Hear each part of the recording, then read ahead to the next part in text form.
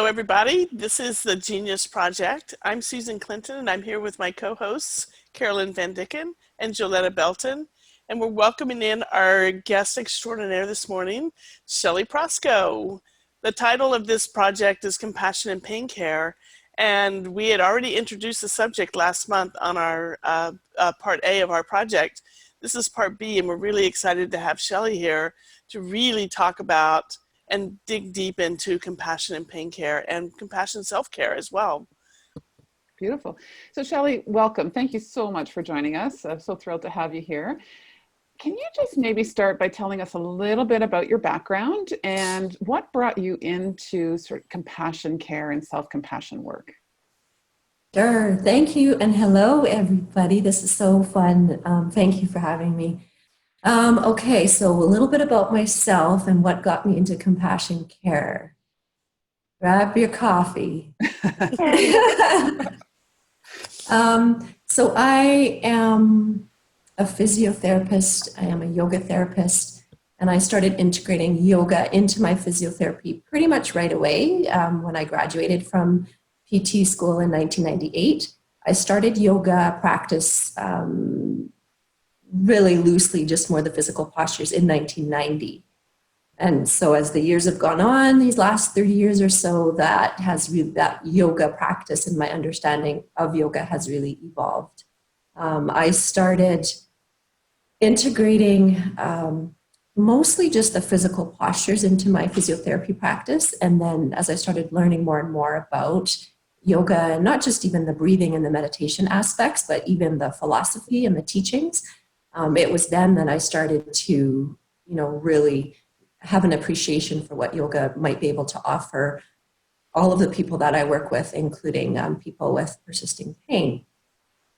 So basically now, kind of fast forward, what I do is a combination. I do have a small clinical practice, so I do see, people mostly with persisting pain. And I integrate it. It's still physiotherapy, but I integrate these yoga teachings and yoga practices.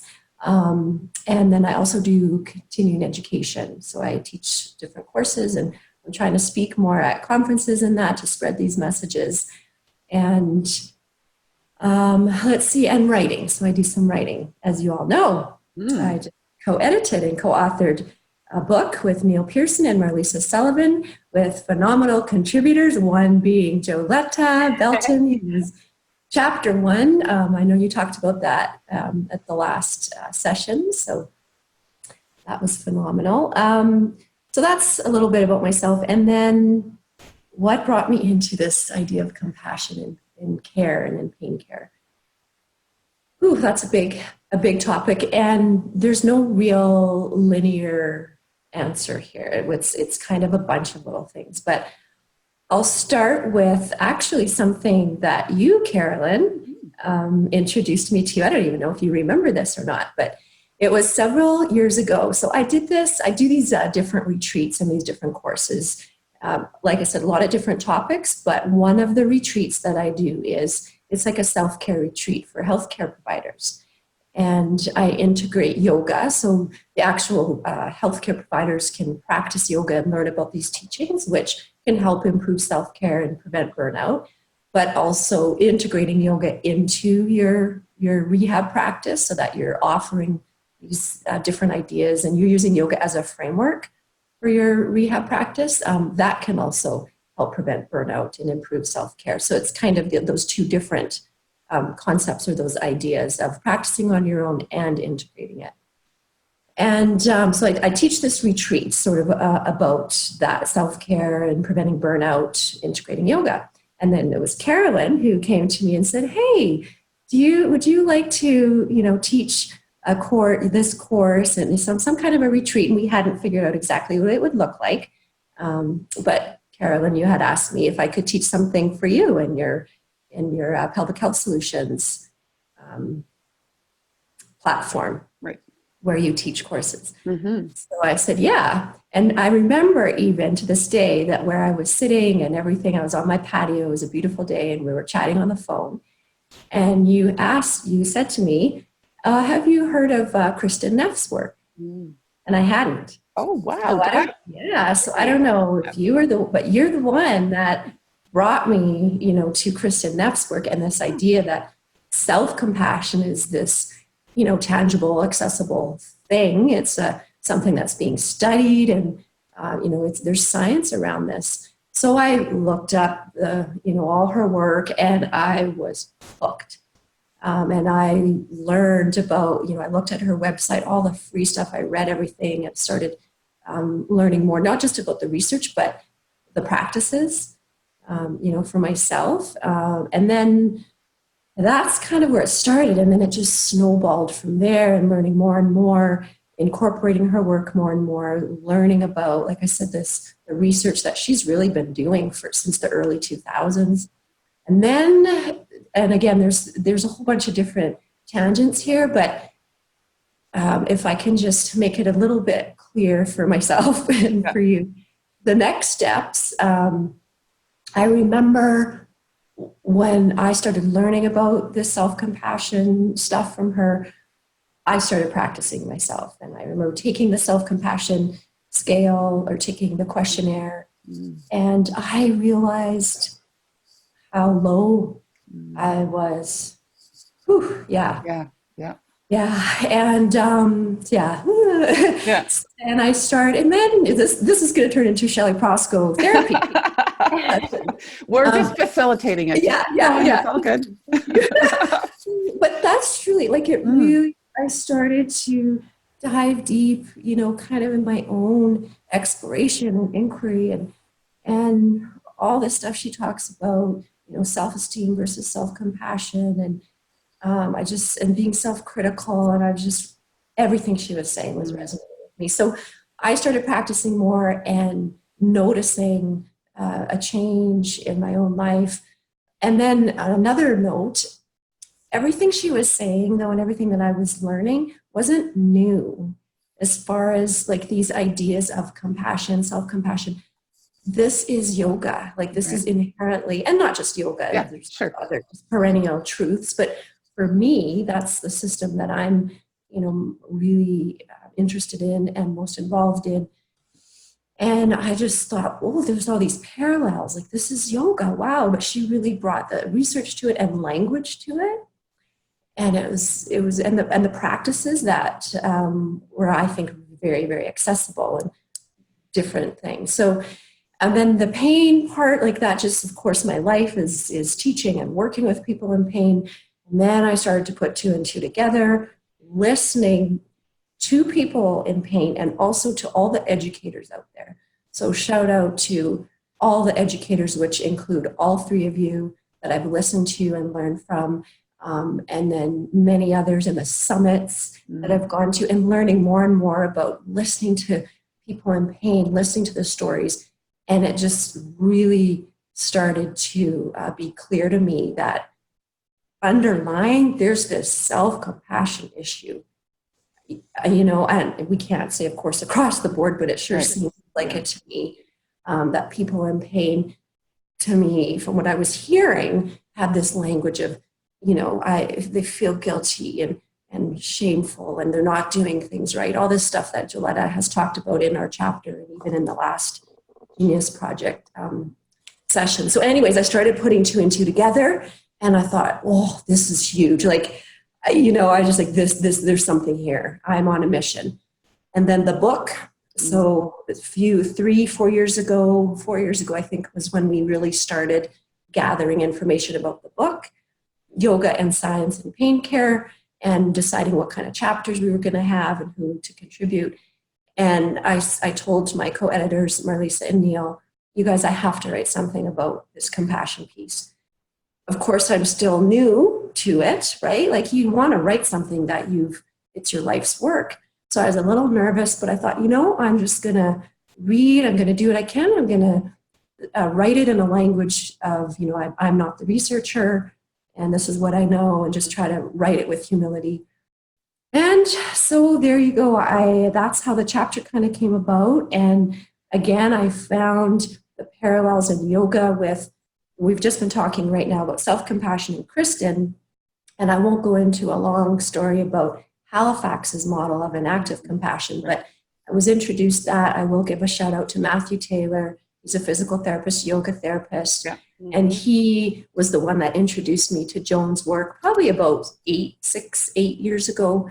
And her model of inactive compassion, it really resonated with me. And again, I saw in that model yoga. I was like, this is all yoga. So that's what I did in the chapter. I paralleled yoga to that model. So the compassion is not just Kristen, it's all these other researchers. And one last thing, and then I'll zip up here. The last thing was I have it here. I wanted to, so this book.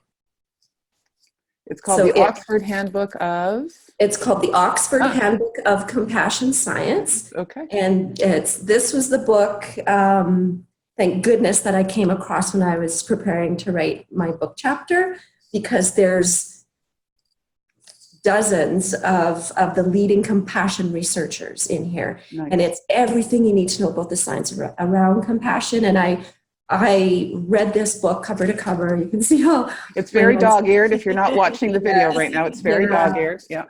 It was, like I said, I was overwhelmed to write this chapter, and my personality, the self-compassion piece comes in here. My personality is that perfectionism, like I have to know everything about compassion. And so I read this book cover to cover, and things that I didn't need to know, I was and then, I have to say there's a whole chapter in here on compassion in healthcare. Phenomenal. Yeah. And a chapter in here on compassion in education. So this book goes into like all the different layers. And so, yeah, that was really long, but I hope, was I clear? That was great. That was great. I'm going to make a comment, and then I'm really going to zip it so that I can let my co-host say a few things as well and ask a few comments. But two things I heard you say, which I think are really interesting, because I think one of the struggles we have as clinicians is to say, first of all, so I heard you say, I needed this for me, right? That this changed my practice and my way of being in the room with my clients, right? And with myself at that point. So that was really cool. I also heard you talk about perfectionism and reading through the whole book, which I think many of us as clinicians struggle with. We've got to get it right, and we need to know as much as we possibly can. And then I heard you talk about the questionnaire that Kristen Neff validated, looking at who needs self-compassion and what is your self-compassion score. And so I think that as we think about this as clinicians, first of all, reflecting we need this ourselves. And then secondly, maybe our patients who are also struggling with perfectionism, that may be a real cue as to who might really benefit from this piece before going a lot further in your interventions with them. And then if you're really not sure, to use the self-compassion questionnaire to kind of see where they're scoring as also an objective way of saying, is this changing? Are we intervening in a meaningful way that's actually creating change? So any comments on any of that, Shelly? That was just my reflection back on what you said, which I think was brilliant. Yeah, I don't know that I have really comments on it. I just agree with everything, that you said there. And the piece on self-compassion within myself first, it wasn't even related to the clinical work yet. Like, it was personal. And then it just, of course, naturally, because you can't separate yourself. And then it just naturally, I found, it's just been profound in even the last, 3 years of how I show up with people that I work with the patients that I see. It was just almost a natural sort of overflow, right? The kinder that I was to myself, and I started being more aware, because that's the first part, of course, of self-compassion, is that mindfulness and just knowing. And it sounds kind of remedial almost. Well, of course, you're struggling, but there are lots of times we don't. We find ourselves in the emotional reacting.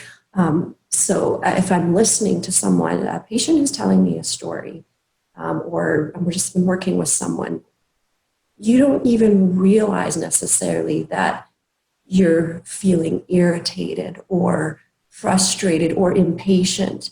I know if there's healthcare providers listening, they can probably think of an example where someone's coming to you, they say you're my last hope, and they're wanting, they're just putting everything you feel like on you, and then you work really hard, and you spend energy and time, and you talk and you listen, and you do everything that you can, and then let's say it's at the end of the session or the next session, and all of a sudden it seems like nothing was heard. It's like the person forgot, and then it happens again and again, or they want your help, and then we offer ideas, and then it seems that none of those are being followed. And you may not even realize it's a healthcare provider that you're angry, frustrated. You just go about your day, and those, if you don't realize that, then there's no way you can go through the other steps. Mm-hmm. So yeah, what you had said there, the self-compassion piece for myself was huge, to then be able to show up fully for that person and be compassionate, truly compassionate towards the person. Yeah, and then the scale piece. So I will say, that's still in the works for me on how to use that clinically. And I think that's exactly what I would like to do, is like using it as a screening sort of questionnaire, and then use it later. How are we doing in measuring? I'm still working that out. What I do now is I'm giving the person, not everybody, obviously, it's just right now it's intuitive for me to see, hey, and it goes also, I also, how I decide who I give that to, I listen to the person and see if I think they would be interested and open to something like that. And then I will just ask, or I'll tell them about, hey, do you think maybe you're a little critical, with these things, or self-critical, and then offer them the website. So then I'll say, hey, and there's a scale on there you can take, or a questionnaire on there that you can take. And many come back, and then we discuss it. And many will say, oh yeah, I'm low on that scale. So I haven't gotten to the point where I'm really using it as a score. Right. Okay. But so anyways, and then I'm sure Susan and Joletta have things to say. I do.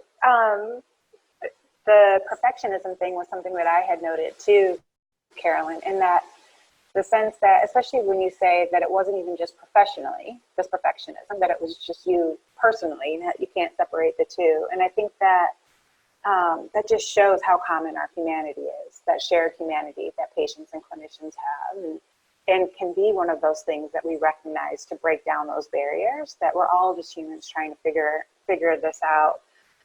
And how, when you started listening to patients and listening to their stories, and you started noting some of those patterns of narratives of being self-critical and blaming ourselves, and all of the shame that people can take on when they're living with pain for a long time. I think it's such a common thing. It reminds me of like Brene Brown's work in shame as well. I think there's a lot of overlap between the compassion and the shame stuff. And then also, I have more just comments, things that popped into my head than questions, but I hope that you'll speak to them after I'm done. But that resistance, or that notion of the challenging situations in the post that I wrote on the challenging patients. I just wrote one too, where a physical therapist, or I shared an interaction with a physical therapist, Matt Parcell, had reached out to me like, but what if this happens? And like, this is the interaction that takes place, and walking through that. And I just happened to do the second circle training a couple of weeks ago, where they talked about when you're feeling that resistance, or you're feeling in yourself, that judgment, that you're thinking this thing, or being frustrated or angry at the other person, that once you notice that, to take that step back, and to then approach the conversation with curiosity and wonder. Because you can't hold anger and curiosity at the same time, frustration and curiosity at the same time. And I just thought that was brilliant, and wanted to throw that out there to see what you thought about that. Yeah, that's fabulous. I hadn't heard of it stated quite that way, that anger and curiosity can't be held together. So I'm going to reflect on that even more. And that's part of the Inactive compassion model with Halifax, that first part of being attentive. and then the affective domain, and then when you go even further down, the embodiment domain. So if you kind of go to that first, the attentive, just knowing and being fully present, but then if you go further down to the affective domain, which is being aware of the emotions, labeling them. So when something does come up, and it's a skill that we can develop, because you have to not only feel these emotions coming up of anger or whatever it may be, frustration, irritation. We have to, that's a big one, yeah, too. judgment, yeah. We have to feel it, and we have to label that. And at the same time, we have to be fully present for the person in front of us in the story.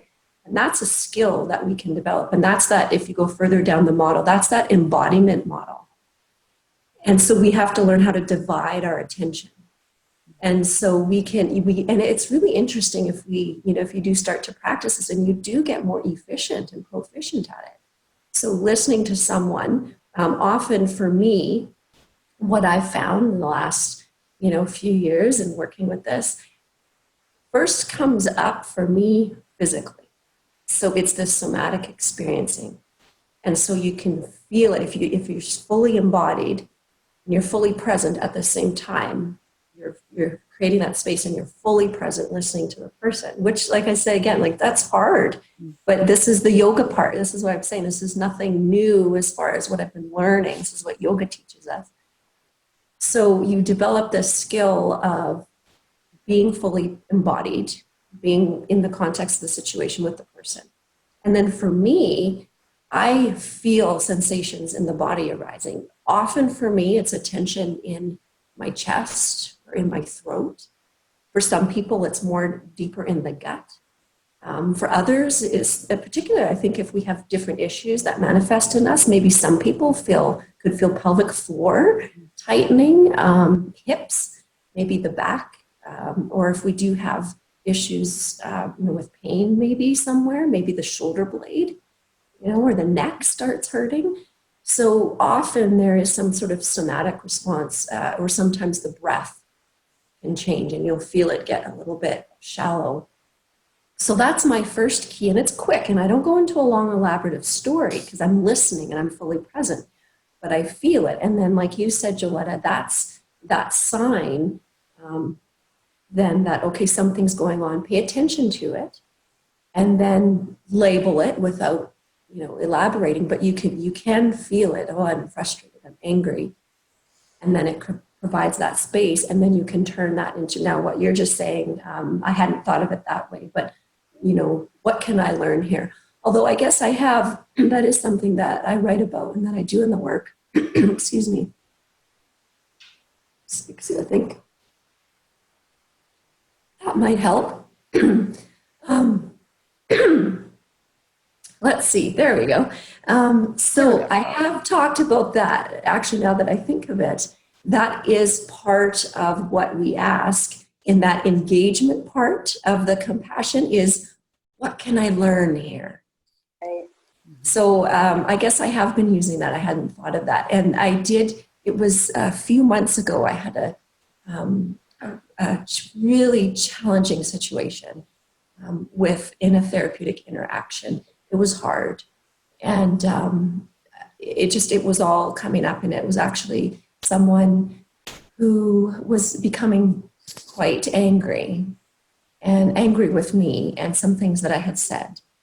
And it gets really hard when, I don't know if you all experienced this, but when you have certain things that you value or that you think about yourself that you try really, really hard to be good at, and then it's actually turned on you as far as, saying that you didn't do that well. Does that make sense? That you kind of failed in that way. Whew, that hurts, because I actually consciously try not to say things like that. So it was that sort of situation, and it hurt. And I felt it somatically. Of course, you can imagine, I can even feel it now a little bit, just telling you the story. And so that was it. I just felt it, practiced the compassion. Okay, I'm struggling here. and just going through that. I'm not alone. And I was okay. A few years ago, I wouldn't have been okay. Right. But now I was okay. I'm struggling. I'm not alone. This happens. And I just calmed my breath, listened, gave the person space, loved them. I wasn't angry with them. They're having their experience. It was beautiful. And I could just meet the person, you know, in a space of loving kindness. And it's exactly what went through my head there was, what can I learn here? Okay, this is good. This is a teaching experience. And so, yeah, I guess this all just came to mind now. When you first said that, I wasn't quite sure. But now that I'm thinking of it, that is exactly what we all can do. Yeah. So maybe that's one thing if people are listening, just if we can remember that, what can I learn? What can I learn? Be curious. Yeah, it's profound. So I just have one question to kind of like start us as we go towards wrapping up. We've talked a little bit about you can do some mindfulness and some realizing where in your body or where in your brain, you know, you're beginning to feel resistance when people are talking or having any kind of experience, you know, around their story. I wonder if you could also talk about, for the very beginner, the person who's really thinking, gee, I really need to have this, and beyond the website, what would be one of the best things they could do for themselves to begin their own journey before they start taking this into the clinical arena? Because as you said, it's going to come up organically anyway. As we change, therefore changes everything else around us. But what would you like give to that very novice beginner? Like, I think I need some of this. I don't even know what I could work on first. That website, there's a lot of information there. Where should I go? What do you think would be like some good points for them?